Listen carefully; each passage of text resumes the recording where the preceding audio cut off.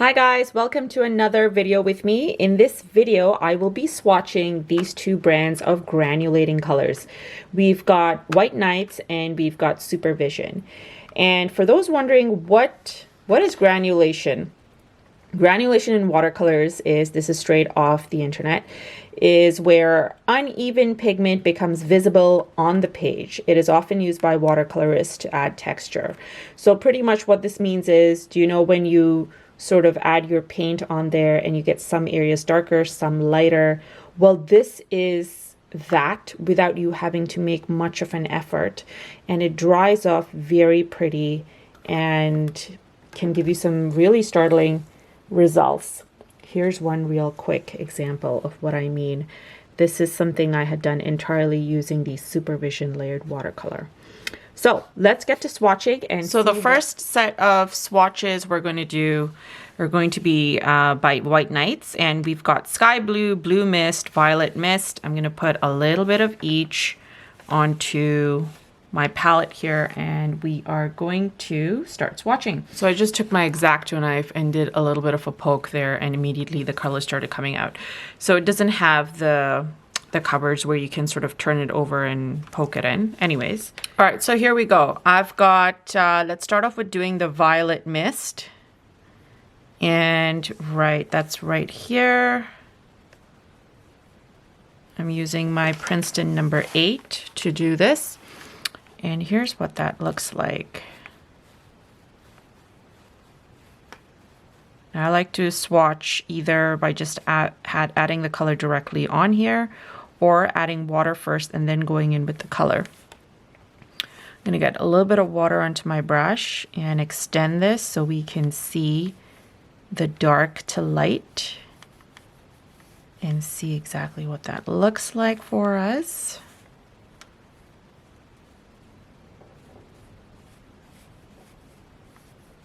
Pushing all the color down to the front here, and I'm going to add more color to the beginning just so we can see what that looks like.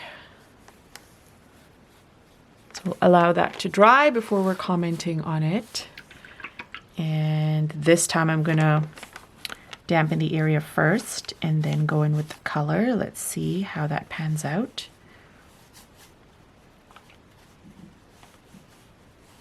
This is actually my favorite way of swatching, where I add the color first and, the water first, and then go in with the color. Because then you get that beautiful bleed and blending. And you can immediately see how that sort of runs into the water. It's more of a natural blend as opposed to you going in and spreading it around. So this is like a nice turquoisey blue, and this one is called Blue Mist.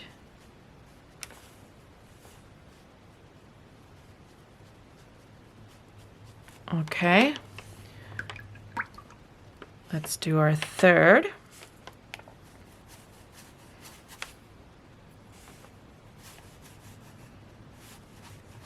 Third and last, and this one is called Sky Blue.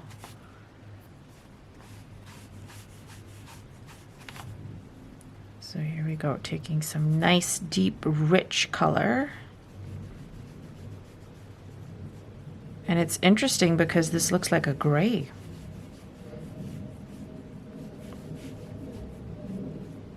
I would not have coined this for a sky blue. It's almost like a grayish green. But maybe this is going to dry up as a blue. So we'll have to wait and see.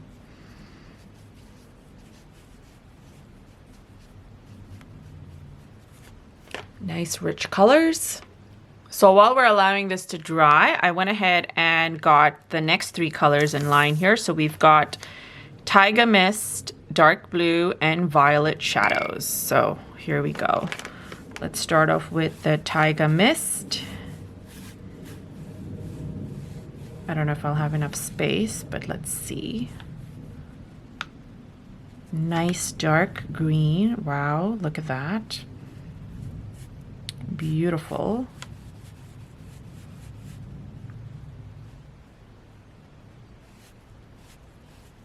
Gorgeous, gorgeous, like so potent, just stunning. It's not even dried up yet, I know.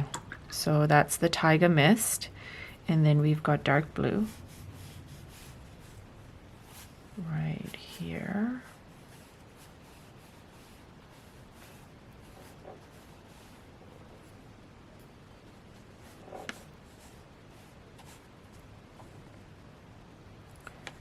This is what that looks like. Gorgeous, rich color again. This is like an indigo almost. Beautiful.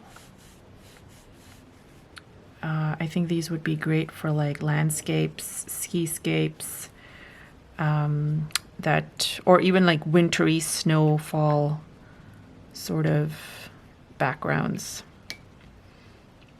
And then last but not least, we've got Violet Shadows. So I think these three colors are more of the darker tones. Oh, getting a little bit of bleed happening here. Touched some of that at the top. That is not what we're looking for right now. Just swatch this here.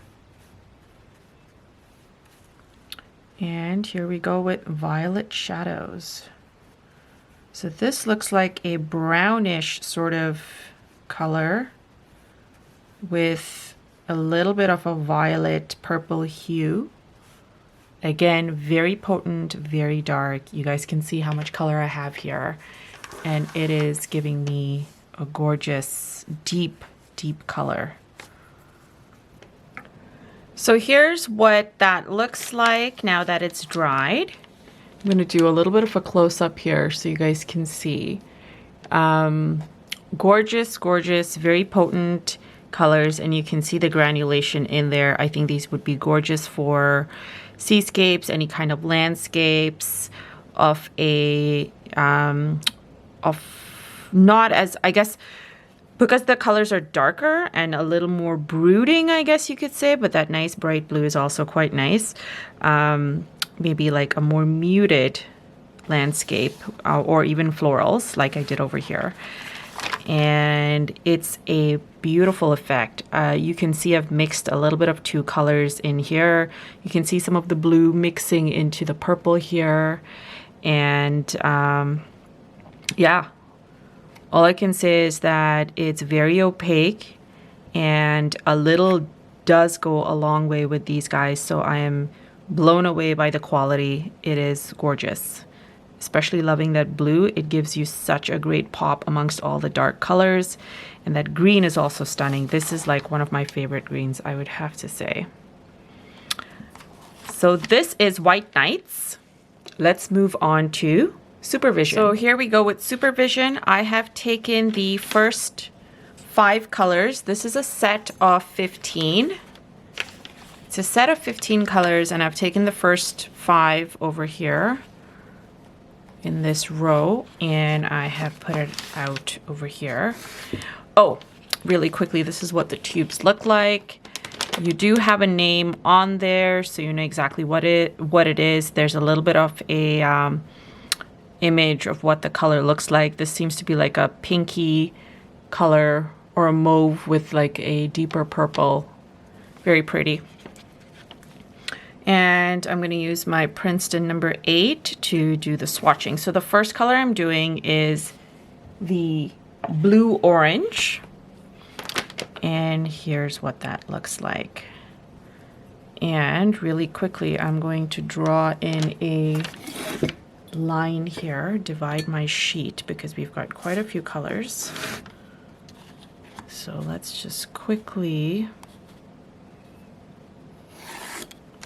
draw in a line. All right, so here's my blue-green.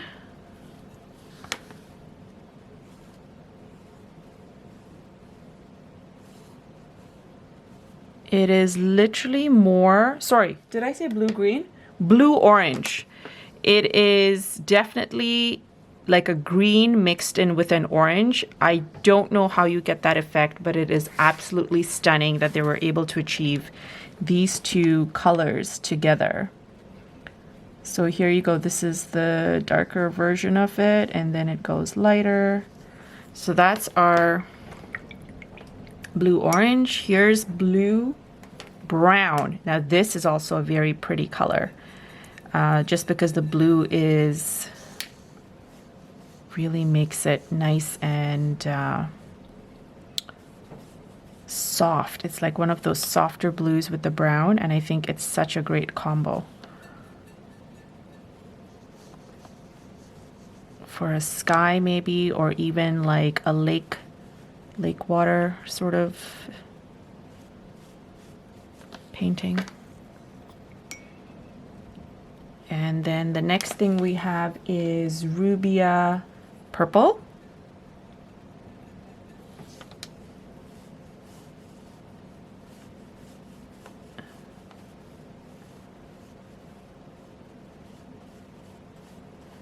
Now this one doesn't seem to have a second color, so I think it's just two different variations. This is the one that we examined, the tube. So once it dries, you're going to see more of that purple granulation there. But for now, in its first damp, you literally only see the pinky hue. So the next one we've got is a green violet. So let me just dampen this area first and then get the color in.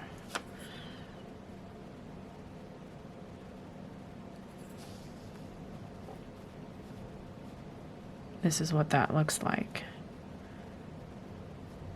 This also doesn't seem to have another vastly different undertone to it. But you gotta wait for it to dry to see exactly what it looks like.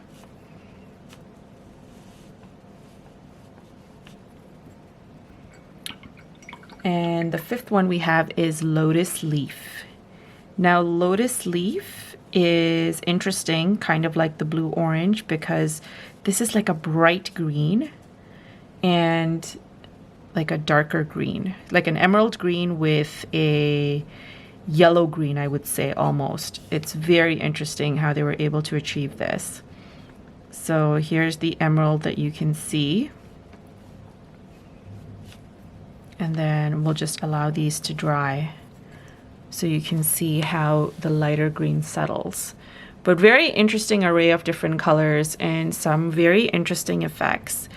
I can see that they're vastly different from the White Nights already, because these guys have almost like a two-tone factor to them, while White Nights is pretty much the one color, but it's got that granulation of that same color on a darker value. Okay, so these are 5. Let's do the next 5. So the next one I have is called Purple Brown. And here we go. This is what that looks like. It's a nice dark sort of purple. And I believe the undertones are the brown. So when it dries up, you'll see some of the brown in there. I'm just going to add more water here just so we can see more of the brown after, because I think the brown is lighter than the purple. So once it dries. Let's move on to the next color. The next one we have is Red Navy. Now this is very interesting. Like, look what it looks like on the palette. It's red. It actually comes out in like a grayish color, and then it separates and you can see the red. So let's see what that looks like. Looks like gray, right? I'm not even seeing any red over here. So it's really magical how this dries up into red, because I have used this. It's very, very interesting.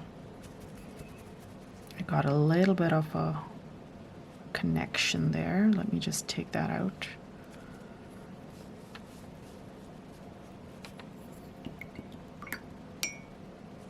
So we're going to leave that to dry. Let's do one more here.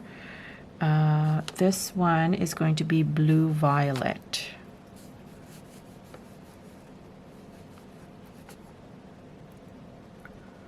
And it's like a nice teal sort of blue.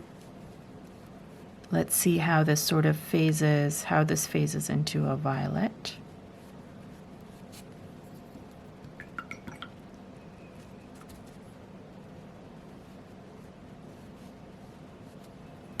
And I think this is also one of my favorites because it's just that blue and that violet are just like perfect.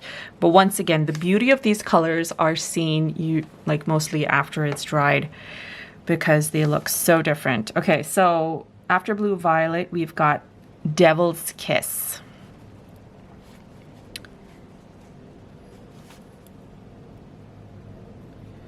And this is more of a purple.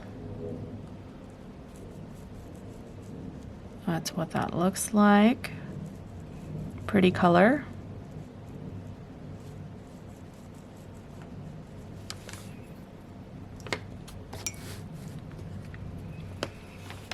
Let's do one more. Oops, I've got to wash that off properly.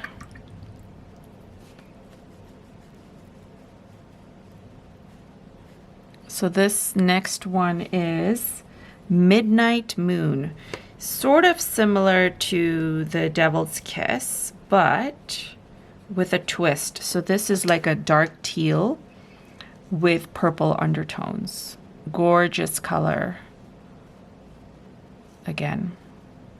And I feel like when you're using these paints, if you really plan your painting out properly, I think you can get some absolutely stunning effects just because of the two-tone happening over here. For instance, I'm very proud of this little quick landscape that I did, and it was using these colors. Okay, next color. We've got, so that was Midnight Moon. Gold Brown is the next. This is like a warmer, lighter tone. Okay, and this is what that looks like. So this is like a yellow brown, beautiful for a sunset or the sun. Do like a golden sea glisten.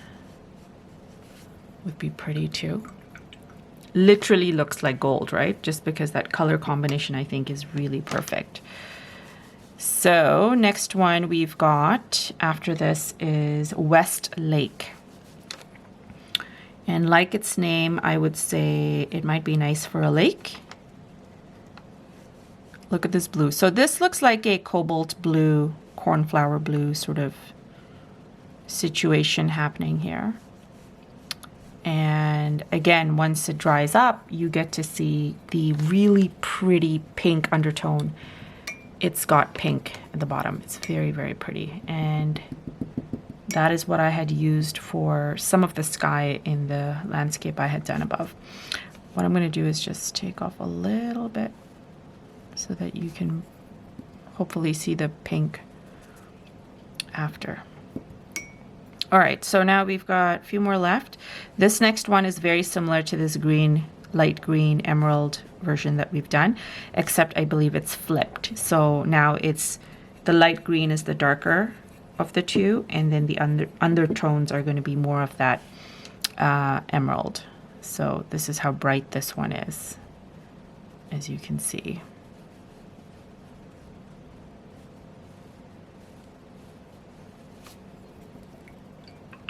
And yeah, it's more of a yellowy undertone, I would say. So watch how that dries. So not so much the emerald, it's just more of the yellow green, and then you've got yellow. A little bit of that running in here. Let's just make sure it doesn't. And so we've got two more colors. So this next one is called Rubia Indigo, and yes, it's another mauvish sort of purple. Another one of my favorites. I feel like all the purples here are winners. Yeah, actually I think just all the colors in this are fabulous, and I think it would make a beautiful gloomy set of like a floral composition, you could do something nice and gloomy and beautiful, mysterious almost. And then same thing with skyscapes or seascapes if you want to do something like that. All right, this next one is Red Violet, and this is the last one from this set. And this is what that looks like. Now, let's just give these a moment to dry, and I'll be right back to show you what these look like once they've dried up. I've got some bleeding into one another as well, so you can sort of see the effects that you will get if you use that technique of loose, wet on wet, or blending.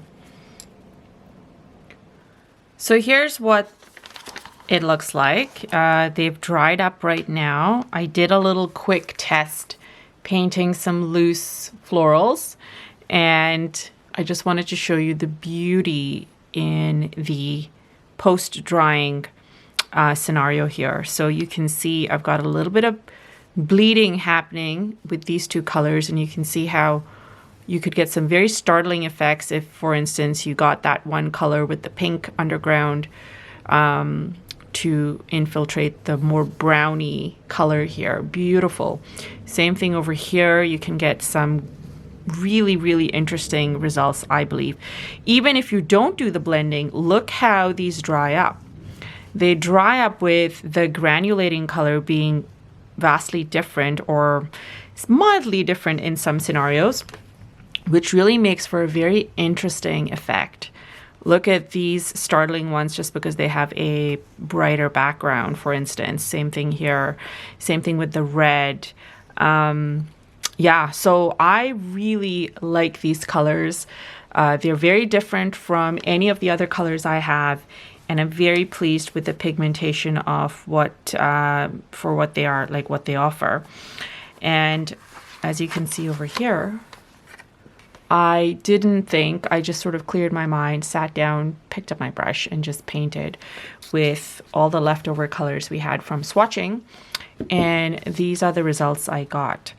Again, this is without me thinking. I just wanted to sort of see how the colors looked together on paper.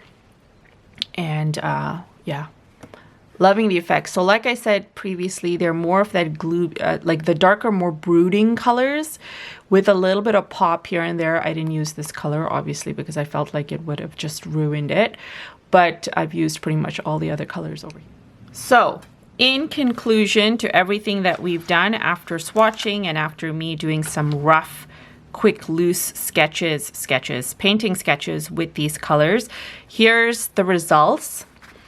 This one over here is done with White Nights Granulating Colors.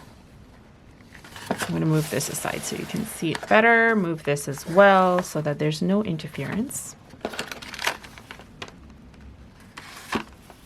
These are the 6 colors right here that I have, and I have swatched pretty much all of them in here.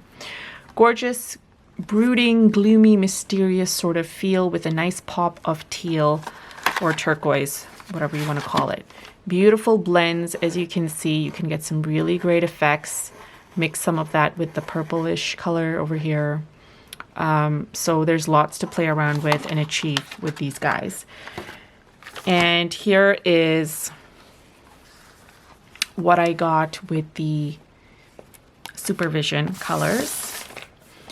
And as you can see, these have got some gorgeous two tones in them. Like this is one color that I've used, and it's the blue bleeding into a pink. I believe this was the purple with a little bit of brown in it. This is dark, but if I used more water in this, you could see the red undertones more clearly. You would be able to see the red more clearly. This blue has a little bit of pink in it. You can see the more water you use, the more that lower base color shows up. So love these colors for the fact that they are simply different from any of the other colors I own.